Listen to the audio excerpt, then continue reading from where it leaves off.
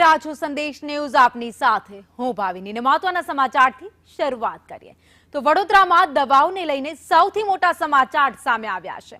આવશ્યક દવાઓમાં 1 એપ્રિલથી ભાવ વધી શકે છે તો યુદ્ધની અસર હવે દવાઓ પર જોવા મળી રહી છે। સર્જિકલ આઇટમના ભાવમાં 15 થી 20% વધારો થઈ શકે। આવશ્યક દવાઓમાં 0.65% ભાવ વધારાની મંજૂરી આપી દેવાઈ છે। All Gujarat chemist and druggist association निवेदन आप्યું।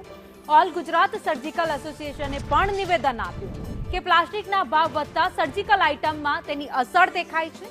દૈનિક 3000 સર્જરી ગુજરાતમાં થાય છે, જેના માટે ડાયપર, ગ્લોવ્સથી લઈને આઈવી સેટના ભાવ વધી ગયા છે। કોવિડની જેમ સ્થિતિ અંગે ચિંતા વ્યક્ત કરવામાં આવી। નકલી અને ગુણવત્તા વગર વસ્તુઓ વેચાય તેનો પણ ડર હવે લોકોને સતાવી રહ્યો છે।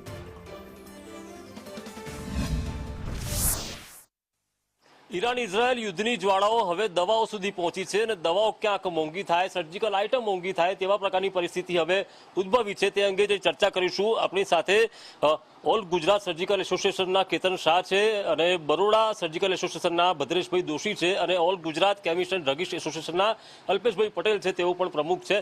આપણી તમામની સાથે વાત કરીશું। કેતનભાઈ, શું પરિસ્થિતિ હાલ, કેટલો ભાવ વધ્યો છે આ યુદ્ધની પરિસ્થિતિને લઈને? હજુ પણ સ્થિતિ કંટ્રોલમાં ના આવે તો શું પછી આગળના દિવસોમાં હજુ કેટલો ભાવ વધી શકે?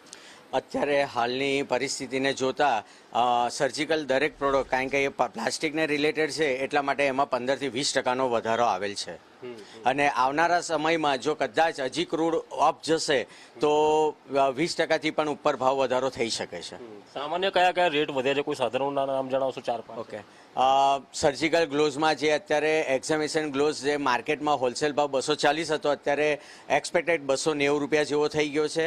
આપણે એક્ઝામિનેશન ગ્લોવ્સનો સર્જિકલ ગ્લોવ્સ જે અત્યારે 20 રૂપિયામાં મળતા હતા એનો ભાવ 24 રૂપિયા થઈ ગયો છે।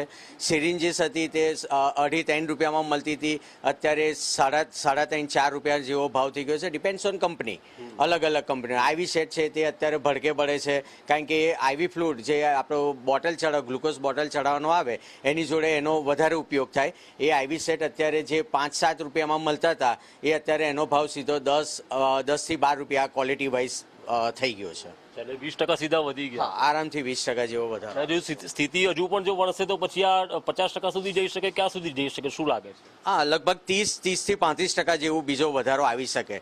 જો કોઈ વિકલ્પ આનો કોઈ વિકલ્પ નથી, કારણ કે પ્લાસ્ટિકના દાણા રિલેટેડ છે અને એ પ્લાસ્ટિકના દાણા ક્રૂડને રિલેટેડ છે, એટલે એનો કોઈ વિકલ્પ છે નહીં।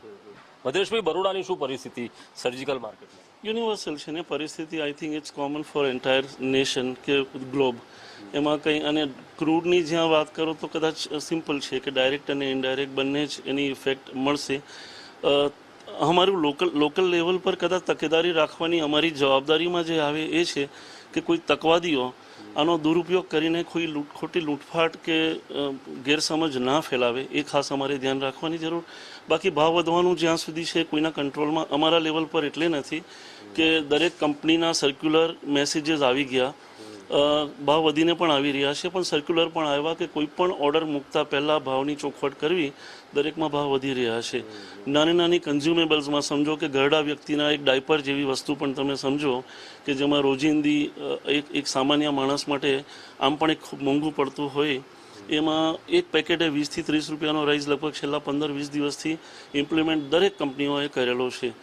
અમુક કંપની, હવે એક તમે સામાન્ય વાત કહું કે એક મોટી કંપનીની, ઇન્ટરનેશનલ મલ્ટીનેશનલ કંપનીની 2 પ્રોડક્ટમાં ભાવ જો નોર્મલી ઓક્ટોબરમાં જ ભાવ વધારે, એમાં એકમાં 18 થી 19% ભાવ વધારો આપ્યો, બીજી એકમાં 65% ભાવ વધારો આપ્યો।